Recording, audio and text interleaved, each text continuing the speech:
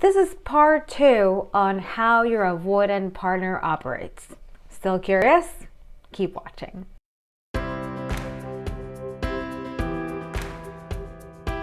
Hello everyone, Mariana Turaf here. For those of you who don't know me, I am an attachment coach and a clinical expert in attachment sciences and anxious attachment style, and I'm also a therapist. As promised, I'm bringing you part 2 of your avoidant partner. The topic of avoidance is very interesting to me because, again, this has been the premise of my life for a long time. I had an avoidant boyfriend that really taught me the ins and outs and what to be an avoidant is. And I learned it through a lot of pain. And I know how hurtful that is to be with someone avoidant and how difficult it is to manage. So in this second part, I'm going to talk a little bit more in depth on how avoidants operate. So first is that avoidants have something that's called the avoidant toolkit. And the first goal for them is to disengage from you, okay? Let me just give a little bit of a disclaimer when it comes to avoidance. A lot of their behavior, think of it like this, 90% of it is subconscious, okay? That is just how they're wired in their brain. They're really wired to seek company, to seek people. But once they do, and once that person starts to latch to them, their solely goal is to get rid of you, is to disengage from you. They will look for you again, but then they'll go back to it. That is just how they're wired. So first thing is that their avoidant toolkit is designed for them to disengage from you, and it's called deactivating strategies. And what it does, it ends intimacy, any sort of action that would end intimacy with you. So before we get into deactivating strategies, I know I kind of went over it on the first part, but first let's go over the biggest deactivating strategies that you may find in your partner. First is saying I'm not ready to commit, okay? It's very common in that, that is almost like grabbing a bucket of ice and just pouring it all over your head, right? And all the attachment and all the bonding that you're doing slowly disappears. And that's really their goal. The avoidant toolkit has disengaging, deactivating strategy so that so the closeness doesn't come full circle. The intimacy becomes destroyed. Another one is that they focus on small imperfections, okay? They will look at, this mole, Mariana, that mole you have over your eyebrow really turns me off. And they do that. And even mentally, they will look at you and they will try to find something that they don't like about you. And again, they do this because they're wired to do it. And what it does is that the reason why they do it is so they can sabotage any sort of romantic feelings that they've been harboring about you, and immediately it becomes destroyed. Another one is to be able to inject insecurity within the relationship, so then again there's no closeness, is when they flirt with others. They tend to flirt with others. I remember my avoidant boyfriend and I, he was super cheap. We went to Florida one time. We took a plane and we couldn't get seats together, so he was behind me and he sat next to a girl and he was flirting the whole time with her, and I could hear it. And these are on during my very anxious attached years, so I was dying. I wanted to vomit. I was queasy, and I couldn't do anything because we're in a plane. So he really liked to do that and make himself look available. Another thing is the phantom ex. They always have a phantom ex, and then they'll bring her up and tell you how sophisticated she was or how great of a body he had, or whatever it is. But this phantom ex is always there, and we call it the phantom ex because sometimes for some avoidance it's made up. For some avoidance it's not even real. These are kind of like extreme cases, but they usually will have an ex Then let's say you break up with them or they break up with you, you will become the Phantom X. And they'll talk about you with their new partner, and then it rolls like that.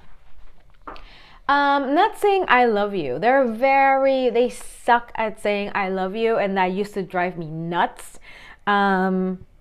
Because I felt like I wasn't bombarding him with I love yous, but it was very difficult for him to say it. He would never say it unless I would say it, and that would drive me pretty bonkers. And that would do to anybody, you know. Then I was like, well, why are you with me? And so I would always wonder, why are you with me? Why are you with me? Why are you with me?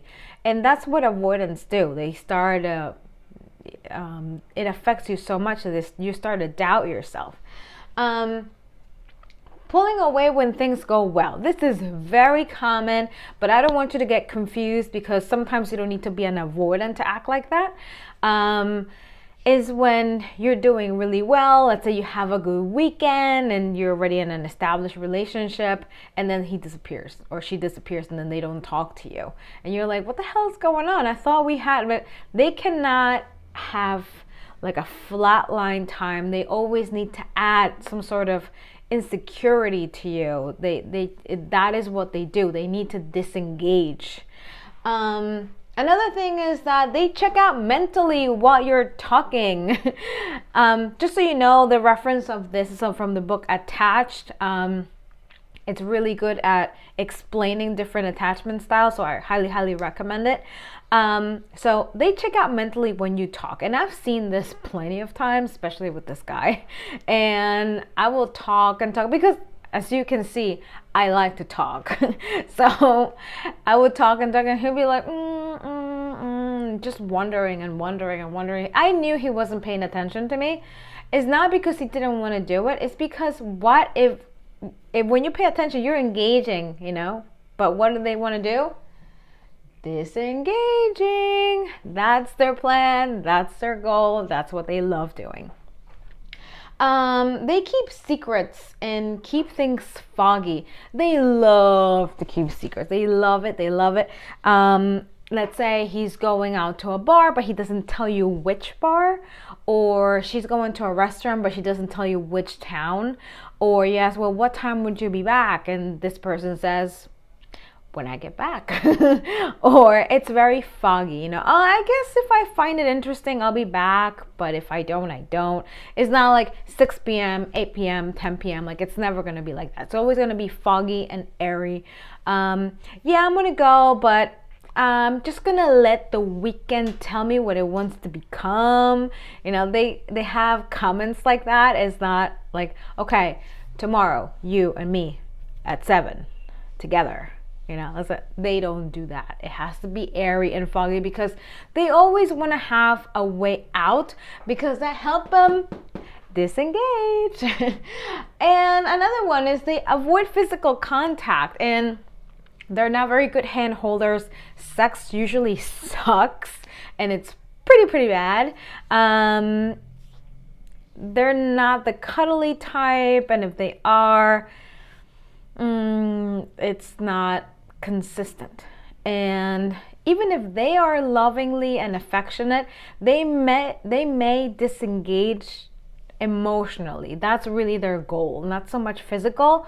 There's a lot of avoidance that wouldn't even walk next to you. They walk ahead of you. If that has happened to you, I know how it feels. It's very frustrating. But not just that. Usually their biggest disengaging route will be the emotional route, which is the one that hurts you the most. Another thing is that the disengaging, here's better. The deactivating strategies that are here, again, they're there and they use them to end intimacy with you. They have an attachment system. If you have seen my other videos, I explain what attachment system is, okay? And just to tell you, it's really the system that lays in your brain that, you know, with any attachment that detects whether your partner is far from you or close to you emotionally, right?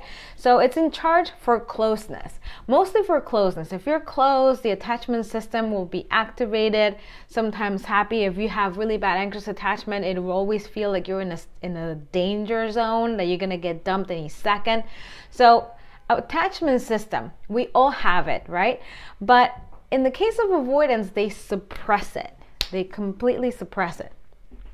They have the need for closeness, but they do their best when they repress it, okay? They will be on a dating app. And this is what I get a lot from my clients. They're like, well, we met on a dating app. What the hell are you doing on a dating app if you don't want a relationship, if you're so cold, if you don't even want to hold hands? Like, why would you be out there wasting people's time, and the reason is that they desire closeness and they desire a relationship and a family just like you do. However, they're not aware that they sabotage all their feelings and they suppress all of their closeness. A lot of them are not even aware they're doing it, and they really suck at figuring out regular feelings, regular love. So no one get in the way of my autonomy. That is the governing thought that they have all the time. Every single time they're always thinking, no one get in the way of my autonomy. No one get in the way of my independence. So they go at it all the time. That's part of their belief system, and that's part of their conviction. And no matter what you say, no matter what you do, no matter how many hours you sit down with your avoidant partner and you talk to this person and tell them how much they're hurting you, you cannot change that. That's why it's so difficult and so painful to be with them, because they might tell you, I'm going to change tomorrow, or they'll be like, I don't get you, like, I'm okay. And they'll be like, okay, and they just keep doing what they always do. They're used to really work on autopilot, okay? If you're really taking this personal and to heart and it's making you suffer, if I knew that my guy was working on autopilot, I wouldn't have suffered so much. I would have been like, look, if this is who you are, I accept it. We cannot be together. And I think we would have lasted only 3 weeks, but we lasted way more than that. And that could have saved me so much heartache if I knew this, okay? Don't try to change an avoidant, because you will not succeed. Perceptions and belief system, okay? And it's all about them disconnecting and sabotaging their happiness. And by happiness, I mean what you and I think about happiness: closeness, love, affection, just depending on each other emotionally, being there for each other emotionally. That to you and me sounds like happiness, right? For avoidance, that doesn't sound like happiness. For avoidance, that sounds like pressure, and it sounds like hell, and it sounds like responsibility, and it sounds like everyone is going to go into their lives and take everything away from them, every autonomy, every independence. It's not the same. It's the perspective, the way we're wired, that is not the same. They're not strong at translating your feelings and your signs, okay? And it may come across as very indifferent, and they train themselves, and hear this out, this is gonna hurt a little bit, they train themselves to not care, okay? And this is not because they don't care about you. This is because that's just who they are. Attachment styles, I know that they're obviously labels, okay? They're labels, and that's what it is, because it helps us predict how we're going to perform and how we're going to carry ourselves in a relationship. But also, it really helps us see who the other person is and to accept them. So if you have an avoidant partner and this person, you're like, he doesn't care about me, she doesn't care about me, they hate me, they don't want me, they blah, blah, blah, they reject me, there's no closeness, they disengage, they always want to be single, whatever, all those things. I'm telling you right now that they are wired to do this. Wired. That means that don't waste your time. Accept this person for who they are and stay with whatever they're going to give you, or end the relationship. If you don't see a gun pointed at your head that says stay here, you don't need to stay. Okay, a lot of the mistakes of anxious attached people that end up with avoidance is their own ego, because they feel like they have to stay because they believe that this person is going to change for them. And if they don't change for them, if you break up with this person may move on and be that great person for someone else and not for you. And I'm telling you this, that is not true. If a person's being avoidant to you, that person was avoidant to the person before you, and it's going to be avoidant to the next person as well. Okay, just because you break up, this doesn't mean that this person is going to grow up and be better for someone else. So I hope that this video helped you, and obviously this channel and these videos come with a gift. I want to leave you a link down there for you to book a session with me. It's about an hour. Fill in an application, and there you're going to write your feelings or whatever, and we're going to scan the application together, and you're going to book an appointment with me. It takes you directly to my book, to my digital book, and it's going to be the most productive 60 minutes that you will invest in your personal growth all year. So don't forget to do that. Don't forget to contact me. Send me your love. Write me a message. Write in the comments. Don't forget to give me a like, and don't forget to subscribe. I'm going to go on and create part 3 for all of you. And it's going to go a little bit more in depth on what it is to deal with an avoidant. And I'm going to release a new avoidant trap, anxious avoidant trap video, because mine is a little too old and outdated, and it has some really loud background music that people don't seem to like. So I'm going to redo it. I hope this video served you well, and I will see you next time. Bye.